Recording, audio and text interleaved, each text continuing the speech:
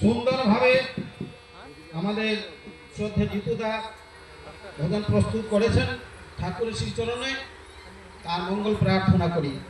এরপর শ্রদ্ধেয় মুদিদা সুন্দর একখানা ভজন প্রস্তুত করবেন, শ্রদ্ধেয় মুদিদা। তারপরে ভজন প্রস্তুত করবেন শ্রদ্ধেয় পিত